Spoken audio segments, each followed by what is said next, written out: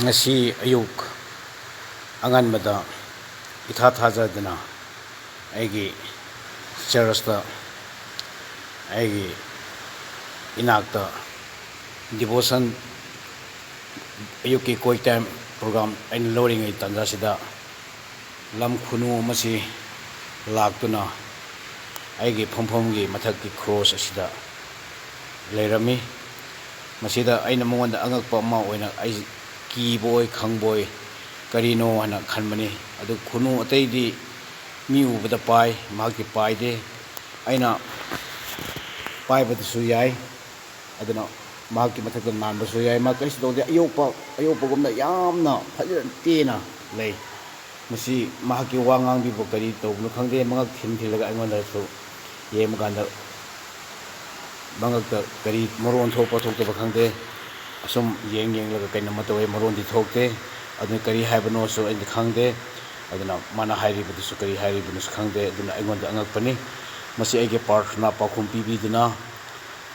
matamgi irang matamgi awaba manipurgi achau sang singi awaba manipur do hijik samasya puriba doctor singi manipur de sibi tawriba duty wana puriba police sing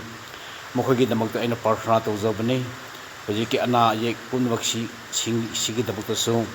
corona gi suruk yam wana khangjariba mayamgi ngakna duna chatliba masigi mayamgi channa pathap sigi rule ngakna nabagi damakta awaba khangi ba mayam sigi damakta su khanariba chainariba mayam khudong thiriba tonga sandoriba mayam singse ibu sorwanda khudong thiba lehanganu awaba lehanbiganu masi sorna pibiba khudongi marakta awaba khangbase angakpani masi karida hairugodobono ana khangba ngamdaba polum mayam sigi damakta parthna tobani adun lam khunu sina laktuna sida leirakpa matamda aige wakhanda khali taibangi wakhan oibasu tarabasu amaronda chauthoi yamna isorna pakhum pibire aduna masi isorna khumbiba parthna ado matungina afabasu oisanu thawaina khunugumna kumtharaga parthna pakhum pibire habigi chu thajaba pukjabani masi mayamna su parthna dani singbiu ayak karong believer church ki father awairengni aduna masi mayamda su parthna dani singbiu angakpa miracle ase mayamna su isona pibiba khudon oirosnu haina mayamgi mafamda su masi aina mobile gi trap tegi namlaga angakpase mayam sigi parthna tawbinaba phangnanabagi namakta